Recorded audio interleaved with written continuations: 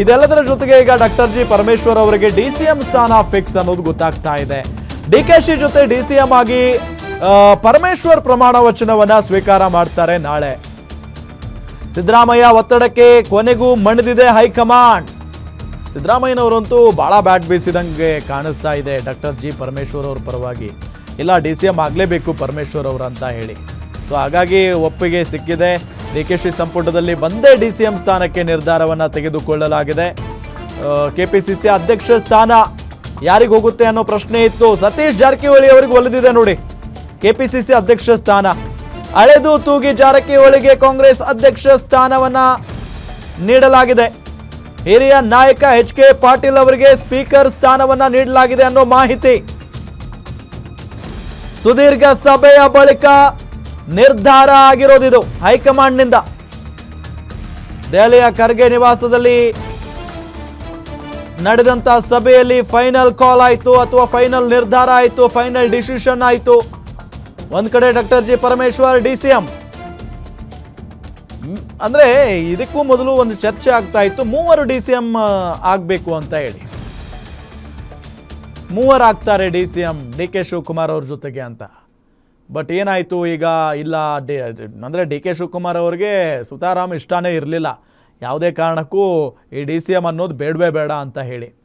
But ಏಕಾಏಕಿಯಾಗಿ ಈಗ ನೋಡಿದರೆ ಸಿದ್ದರಾಮಯ್ಯನವರು ಹಠ ಹಿಡಿದು ಇಲ್ಲ, ಭಾಳ ದುಡ್ದಿದ್ದಾರೆ, ಜೊತೆಗೆ ಅರ್ಹತೆ ಇದೆ ಪರಮೇಶ್ವರ್ ಅವರಿಗೆ, ಗೃಹ ಖಾತೆ ಹ್ಯಾಂಡಲ್ ಮಾಡಿದ್ದಾರೆ, ಕಳೆದ ಒಂದು ಬಾರಿ ಅವರು ಡಿಸಿಎಂ ಆಗಿಯೂ ಕೂಡ ಕೆಲಸ ಮಾಡಿದಂಥವರು, ಪಕ್ಷನಿಷ್ಠರಾಗಿದ್ದಾರೆ. ಸೊ ಹಂಗಾಗಿ ಅವರಿಗೆ ಕೊಡಲೇಬೇಕು ಈ ಅವಕಾಶವನ್ನು ಅನ್ನೋ ನಿಟ್ಟಿನಲ್ಲಿ ಸಿದ್ದರಾಮಯ್ಯನವರು ಭಾಳ ಹಠ ಹಿಡಿದು ಡಿಸಿಎಂ ಸ್ಥಾನವನ್ನು ರಚನೆ ಮಾಡ್ದಂಗೆ ಕಾಣಿಸ್ತಾ ಇದೆ. ಅದರಲ್ಲೂ ಡಿಸಿಎಂ ಆಗಿ ಪರಮೇಶ್ವರ್ ಅವರ ಆಯ್ಕೆ ಆಗಿರೋದು. ಅದಾದ ನಂತರ ಕೆಪಿಸಿಸಿ ಅಧ್ಯಕ್ಷ ಸ್ಥಾನದ ಬಗ್ಗೆ ಸಿಕ್ಕಾಪಟ್ಟೆ ಕುತೂಹಲ ಇತ್ತು. ಇಷ್ಟು ದಿನಗಳ ಕಾಲ ಕೆಪಿಸಿಸಿ ಅಧ್ಯಕ್ಷ ಗಾದಿಯಲ್ಲಿದ್ದು ಡಿ.ಕೆ. ಶಿವಕುಮಾರ್ ಅವರು ಸಿಎಂ ಆಗ್ತಾ ಇದ್ದಾರೆ. ಹಾಗಾಗಿನೇ ಈಗ ಹೊಸ ಅಧ್ಯಕ್ಷರು ಬರಬೇಕಾಗಿತ್ತು.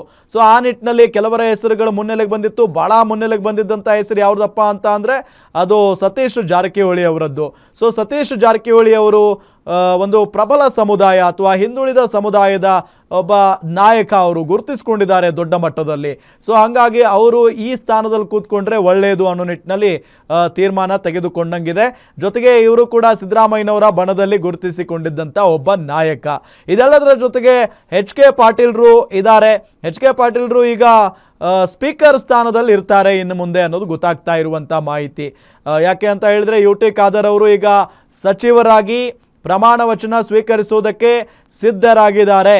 ಹಾಗಾಗಿ ಆ ಸ್ಥಾನಕ್ಕೆ ಸೂಕ್ತ ವ್ಯಕ್ತಿ, ಹಿರಿಯರಾಗಿದ್ದಾರೆ, ಭಾಳಷ್ಟು ಅನುಭವವಿದೆ ರಾಜಕಾರಣದಲ್ಲಿ. ಸೊ ಆ ನಿಟ್ಟಿನಲ್ಲಿ ಅಲ್ಲಿನ ಶಾಸಕರನ್ನು, ಸಚಿವರನ್ನು ಹ್ಯಾಂಡಲ್ ಮಾಡುವಂಥ ಕೆಪಾಸಿಟಿ, ತಿದ್ದಿ ಬುದ್ಧಿ ಹೇಳುವಂಥ ಆ ಒಂದು ಹಿರಿತನ ಎಚ್.ಕೆ. ಪಾಟೀಲ್ರಿಗಿದೆ.